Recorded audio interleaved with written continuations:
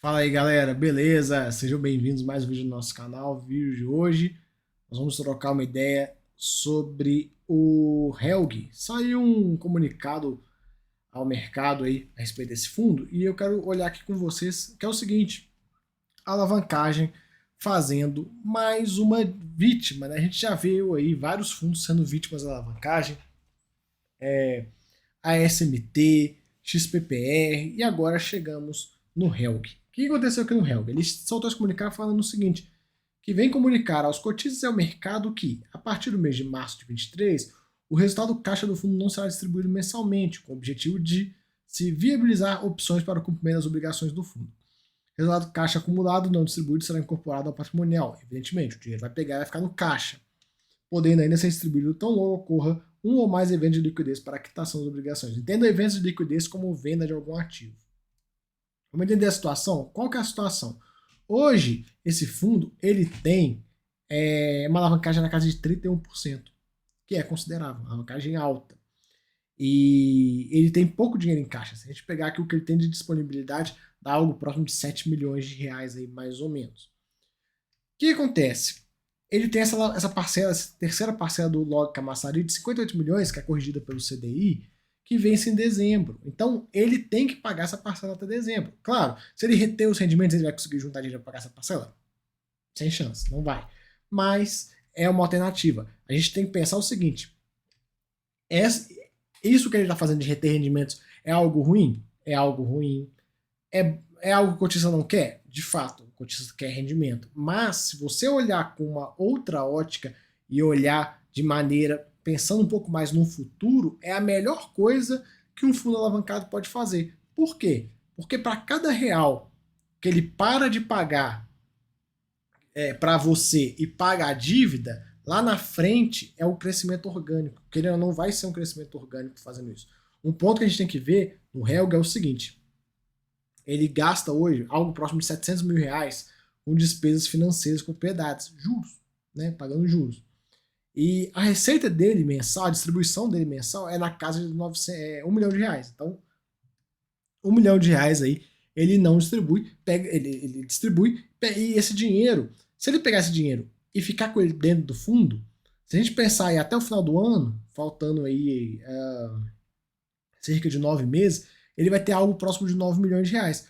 Ele possivelmente consegue quitar até essa parcela do Log Camaçari, que é CD mais 3, uma dívida bem cara, né, usa um pouquinho do recurso de caixa e tal, e passa a régua nessa parcela. E qual que é o ponto que a gente tem que pensar? Hoje o fundo paga, né, ele vem pagando somente juros dessa operação. Está pagando juros mais alto e tal, mas ele vem pagando somente juros. Se a gente pensar que ele emitiu, foram 13 mil unidades desse CRI, e ele vai ter que pagar uns juros aí na casa de 2,34 por cada um deles, dá um valor de 30 mil. Se a gente pensar que ele vai começar a reter 1 milhão por mês, se ele pegar esse dinheiro todo e começar a socar nessa dívida, rapidamente ele liquida essa aqui. Agora, o problema é essa outra de 58 milhões aqui, que se reter dividendos não vai resolver o problema dele.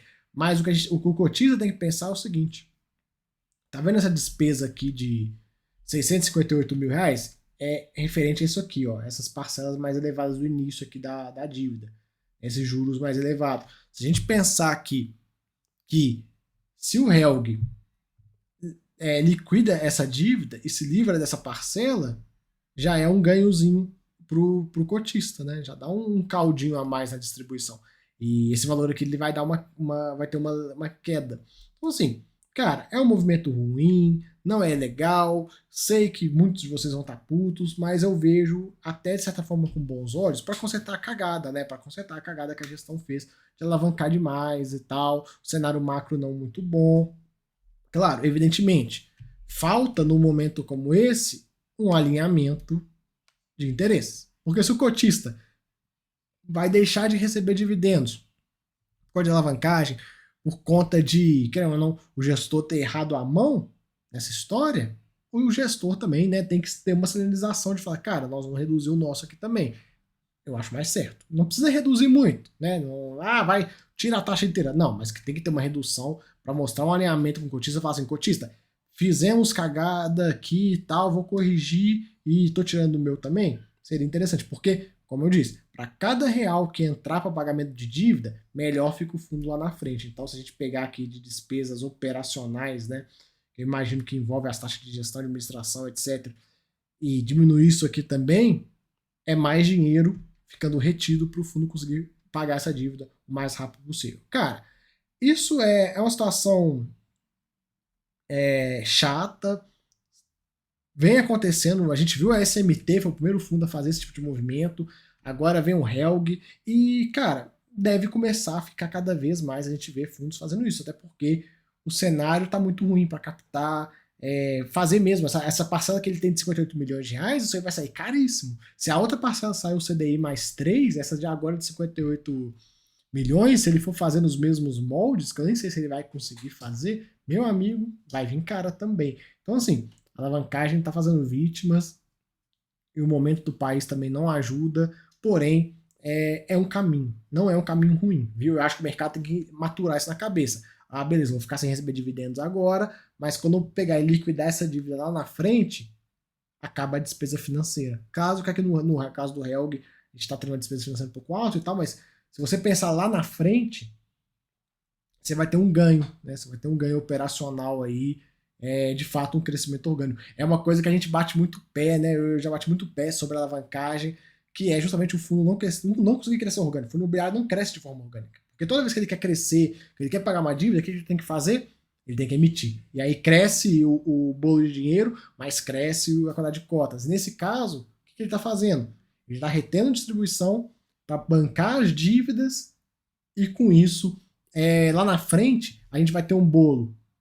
Vai ter os pedaços do bolo que são divididos entre cotista, entre gestão de administração, entre dívida. Esse cara, a figura da dívida vai deixar de existir, então vai sobrar mais para o cotista. Mas claro que é algo que é desconfortável e tal. Eu entendo, todo mundo tá puto, mas tem que ter outra opção, cara. Não tem outra opção. A outra opção que pode ter, que também é um caminho interessante para esse fundo, é liquidar o fundo. Ah, cara, não vai dar e tal. Pô, liquida. Passa a régua, né? Não tem o que fazer.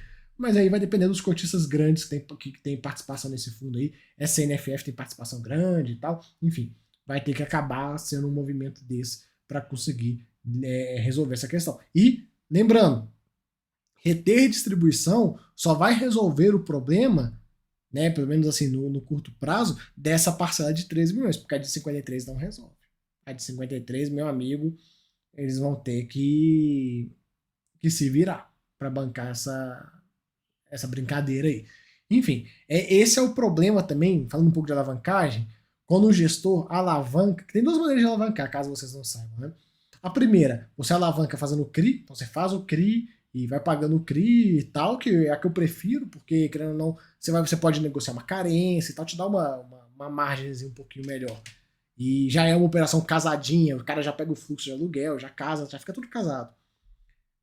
E a segunda maneira, que eu acho que é a pior de todas, que é a que o Helg fez, que é você parcelar a compra com o vendedor. Aí chega no final do ano agora, você tem uma parcela grande para pagar, e não tem dinheiro, não tem de onde tirar. E aí você vai fazer uma alavancagem agora, o mercado tá muito ruim para você fazer. E aí te complica. Claro, se lá atrás ele tivesse alavancado a compra inteira, ou já tivesse feito o CRI desde o início, inteiro, de 100%, em vez de ter parcelado essa compra, estaria numa situação, às vezes, até um pouco melhor. Enfim, cara, a alavancagem é foda. Se for mal feita, acontece isso que está acontecendo aqui. Mas paciência. Pelo menos assim, a solução é uma das melhores soluções. É essa: é reter distribuição para sanear essa dívida e vender ativo. Não tem outro caminho. Não tem como, vamos emitir. Cara, vai emitir o fundo negociado metade do VP praticamente. Não dá, cara. Destrói muito valor. Então, assim, melhor caminho, de fato, é vender algum ativo. Quem sabe vem essa parcela que tem que pagar aí no final do ano. Às vezes acha um comprador para essa parcela, o cara vai e fica com parte do imóvel. Então, assim, a gestão agora tem que trabalhar, tem que fazer valer os 1% que eles estão recebendo, né? Até porque se eles simplesmente, não, o fundo não distribui mais e tal, chega no final do ano, putz, caraca, tem 50 milhões aqui, vamos fazer uma dívida, sei lá, CDI mais 5. Vai arrebentar o resultado do fundo e não vai resolver. Então a gestão tem que honrar, né, essa taxa que ela ficou recebendo aí. Porque é aquela coisa, né?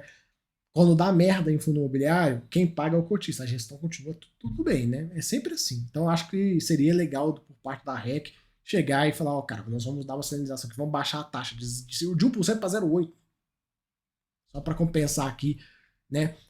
Pro cotista ver que, tipo assim, ó, estamos juntos nessa, né?